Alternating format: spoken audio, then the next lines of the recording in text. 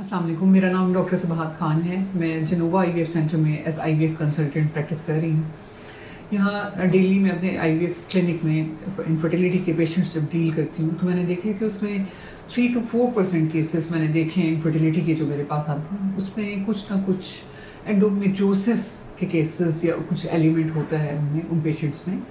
और मैंने देखा है कि ये पेशेंट्स इनफर्टिलिटी के साथ प्रेजेंट करते हैं, यानी ट्राई कर रहे होते हैं प्रेगनेंसी के लिए और कंसीव नहीं कर पा रहे होते। तो मैंने सोचा कि आज मैं इस टॉपिक के बारे में आपको थोड़ी सी इन्फॉर्मेशन दूँ ताकि आगाही हो और फिर आपकी हेल्प हो सके। एंडोमेट्रियोसिस एक ऐसी कंडीशन है जिसमें ख़वातीन के अंदर कुछ ब्लड फिल्ड सिस्ट्स बन जाती हैं, जिसे हम चॉकलेट सिस्ट कहते हैं।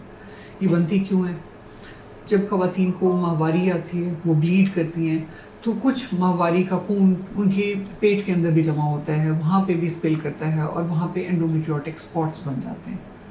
अब जब हार्मोन्स के इफेक्ट की वजह से ख़वातीन में हर महीने माहवारी आती है, उन हार्मोन्स का इफेक्ट उन एंडोमेट्रियोटिक स्पॉट्स के ऊपर भी होता है कि जिस तरह से कि किसी खातून की बच्चेदानी ब्लीड करती है, एंडोमेट्रियोटिक स्पॉट्स पे ब्लीड करते हैं, उनका साइज़ बड़ा होता जाता है, वहाँ पे इन्फ्लेमेशन होती जाती है, जिसकी वजह से क्या होता है कि खातून का पूरा रिप्रोडक्टिव सिस्टम, जिसमें ओवरीज अफेक्ट होती हैं, वहाँ पे अंडेदानी के साथ ट्यूब्स होती हैं, वो अफेक्ट होती हैं और यूट्रस भी अफेक्ट होता है और ख़वातीन कंसीव नहीं कर पाती।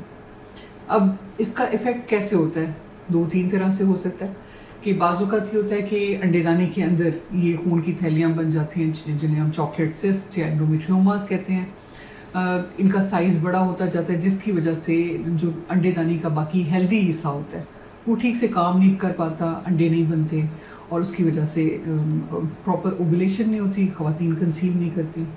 दूसरा ये हो सकता है कि बाज़-औक़ात क्योंकि ये एक ऐसी कंडीशन है जिसमें इन्फ्लेमेशन होती है, यानी सोजिश होती है आपके पेट के अंदर, जिसकी वजह से बाकी सारी चीज़ें जो उसके सराउंडिंग में होती हैं, जिसमें अंडेदानी भी हो सकती है, जिसमें ट्यूब्स भी होती हैं और जिसमें यूट्रस भी होता है, वहाँ पे भी इन्फ्लेमेशन हो जाती है, सोजिश हो जाती है और चीज़ें आपस में चिपकना शुरू हो जाती हैं, यानी एडहेंस बन जाती हैं।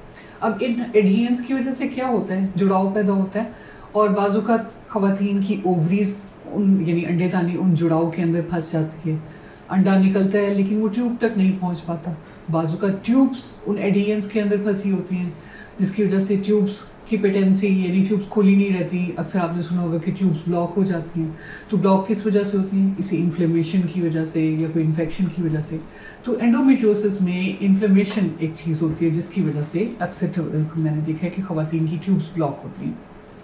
तीसरी चीज़ कि जब ये इन्फ्लेमेशन होती है तो ये आपकी बच्चेदानी के अंदर की लाइनिंग को भी अफेक्ट करती है कि अगर किस्मत से अगर एडहेंस इतनी नहीं बनी, एंडोमेट्रियोसिस अभी अर्ली स्टेज पे है, कोई एडवांस स्टेज पे नहीं पहुंची, तो उससे क्या होता है, आपका अंडा तो बन रहा है ओवरी के अंदर, छोटे छोटे एंडोमेट्रियोटिक स्पॉट्स हैं, छोटे एंडोमेट्रियोमास हैं, वो कुछ नहीं कह रहे और ओवुलेशन हो रही है, एग निकला, ट्यूब तक पहुंचा, ट्यूब खुली है आगे, वो भी अभी इफेक्ट नहीं हुई, तो वो जब प्रेगनेंसी ठहरी, स्पर्म के साथ अंडा मिलता है ट्यूब के अंदर, तो हमें ठहर जाता है और फिर वो जाके बच्चेदानी के अंदर अटैच होती है, यानी जो कैविटी होती है उसके अंदर उस एम्ब्रियो ने अटैच होना होता है। जब इन्फ्लेमेशन होती है, सोजिश होती है, तो उसमें क्या होता है कि लाइनिंग पूरी वो क्योंकि इन्फ्लेम्ड होती है, अफेक्टेड होती है, तो वो एम्ब्रियो को इम्प्लांट नहीं होने देती, यानी अटैच नहीं होता embryo. As a result pregnancy नहीं ठहरती या बाज़-औक़ात अननोइंगली प्रेगनेंसी ठहर के फिर मिसकैरेज हो जाता है, ख़वातीन को पीरियड्स आ जाते हैं। अब पता कैसे चले कि ख़वातीन को एंडोमेट्रियोसिस है? इसके जो बहुत कॉमन सिम्टम्स हैं वो ये हैं कि पीरियड्स तो ऐसी ख़वातीन में रेगुलर होते हैं, लेकिन जब भी माहवारी आती है, माहवारी के दौरान शदीद दर्द होता है। अक्सर पीरियड्स आने से पहले दर्द होना शुरू होता है और फिर जैसे जैसे पीरियड स्टार्ट होते हैं, पहले दिन दूसरे दिन दर्द की शिद्दत में इजाफा होता है और जैसे ही पीरियड्स एंड होना शुरू होते हैं तो ये एंडोमेट्रियोसिस का पेन एंड तक रहता है, लेकिन शिद्दत कुछ कम हो जाता है। कुछ ख़वातीन जिनकी स्वेयर कंडीशन होती है, जिनमें एंडोमेट्रियोसिस बहुत एडवांस होता है, बड़े बड़े चॉकलेट सिस्ट बनी होती हैं, एंडोमेट्रियोमास बने होते हैं, तो उनमें अक्सर ये देखा गया कि जुड़ाव भी होता है अंदर, तो उनको अक्सर ये नहीं है कि सिर्फ पीरियड्स में ही पेन हो, उनको थ्रू आउट साइकिल, जो पीरियड का उनका साइकिल होता है, हर महीने सारा वक्त पेट के निचले हिस्से में दर्द होता है और स्वेरिटी इतनी होती है कि मैंने देखा है कि वो ख़वातीन बाज़-औक़ात खड़ी भी नहीं हो पाती, काम भी नहीं कर पाती, उनको अपने सारे वर्क प्लेस से छुट्टी लेनी पड़ती है, या बच्चियाँ जैसे जो पढ़ाई करी होती है स्कूल से ऑफ लेना पड़ता है कि वो उसको कोप नहीं कर पाती, इतना स्वेयर उनको पेन होता है। अब जब ये कंडीशन अगर आइडेंटिफाई होती है, ये सिम्टम्स होते हैं, डॉक्टर के पास आप जाते हैं, आपके डॉक्टर्स कुछ टेस्ट करवाते हैं, उसमें सबसे मेन जो टेस्ट है जिसमें हम डायग्नोज करते हैं कि एंडोमेट्रियोसिस है या नहीं है, सबसे इनिशियल टेस्ट वो है अल्ट्रासाउंड। अल्ट्रासाउंड पे देखा जाता है कि आपकी कोई ब्लड फिल्ड चॉकलेट सिस्ट तो नहीं बनी हुई, यानी एंडोमेट्रियोमास तो नहीं है, उनके साइजेस क्या हैं, उनकी लोकेशन क्या है। उसके बाद ब्लड टेस्ट किया जाता है CA 1 to 5, उससे भी अंदाज़ा हो जाता है कि ये एंडोमेट्रियोटिक सिस्ट हैं या कोई और हेमरेजिक सिस्ट हैं, डिफरेंस पता चल जाता है। लेकिन गोल्ड स्टैंडर्ड डायग्नोसिस इसके लिए जो है वो है लेप्रोस्कोपी। लेप्रोस्कोपी के ज़रिए कैमरा डाल के आपके पेट के अंदर देखा जाता है कि एंडोमेट्रियोमास कहाँ है, उसके साथ पता चलता है कि जुड़ाव कितना है, और उसके बाद असेसमेंट होती है कि हमने अगर ऐसी ख़वातीन बांझपन का सामना करी हैं तो उनकी लाइन ऑफ ट्रीटमेंट क्या होनी चाहिए। क्या हम एंडोमेट्रियोसिस देख के बैठे ही रहें कि खुद ही से कंसीव हो जाएगा? क्या हम अंडे बनाने वाली गोलियां खाना शुरू कर दें? क्या IUI पॉसिबल है, या आपको डायरेक्ट IVF पे जाना चाहिए? तो ये जब तक हम कंप्लीट वर्कअप नहीं करते हमें आइडिया नहीं होता कि हमारी लाइन ऑफ ट्रीटमेंट क्या है। कि हम ब्लाइंडली अंडे बनाने वाली गोलियां किसी के कहने पे खाना शुरू कर दें तो क्या होगा?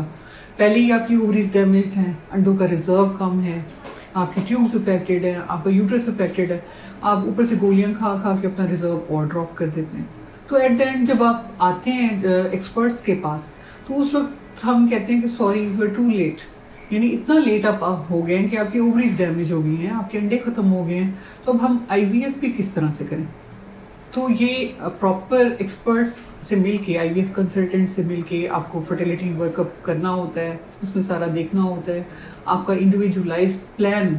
ज़रूरी नहीं है कि एक एंडोमेट्रियोसिस का पेशेंट है तो वही ट्रीटमेंट प्लान दूसरे को भी हम अप्लाई कर दें। और इसमें एक चीज़ बड़ी इंपॉर्टेंट है, वो है कि सबसे पहले आपने ऑप्टिमाइजेशन करनी होती है, इस एंडोमेट्रियोसिस की कंडीशन को कंट्रोल करना होता है और फिर फर्टिलिटी ट्रीटमेंट पे जाना होता है।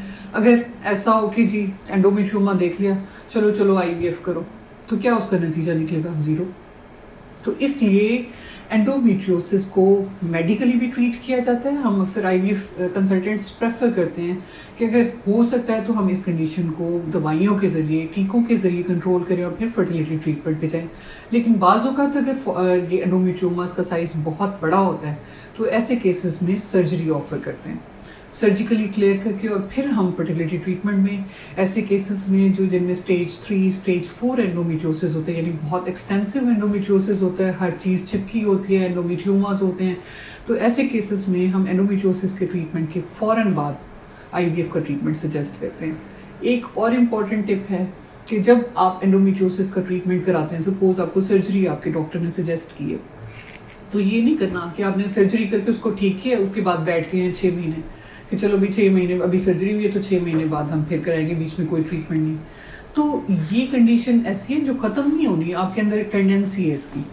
एक दफ़ा आप उसको ख़त्म करेंगे दोबारा से बन जाएगा, फिर ख़त्म करेंगे दोबारा से, तो वो बीच में जो टाइम लैप्स आता है आप बैठ जाते हैं कि नहीं जी अभी तो ये हमने कराया तो हम 6 महीने बाद IVF करेंगे, तो उसमें आपके एंडोमेट्रियोमास दोबारा से ग्रो करके बड़े हो जाते हैं, फिर आप उसी जगह पे आप खड़े होते हैं जहाँ से शुरू किया होता है। तो एक्सपर्ट्स के ओपिनियन के साथ एंडोमेट्रियोसिस को प्रॉपरली ट्रीट करके, ऑप्टिमाइज करके फिर आपको IVF ट्रीटमेंट या किसी भी फर्टिलिटी ट्रीटमेंट की तरफ जाना चाहिए। और आई अगेन सजेस्ट कि कभी भी ब्लाइंड ट्रीटमेंट्स पे ना जाएं, हमेशा प्रॉपरली इन्वेस्टिगेट कराएं और फिर जो बेस्ट ट्रीटमेंट आपके लिए हो आपके डॉक्टर्स आपको वही सजेस्ट करेंगे। शुक्रिया।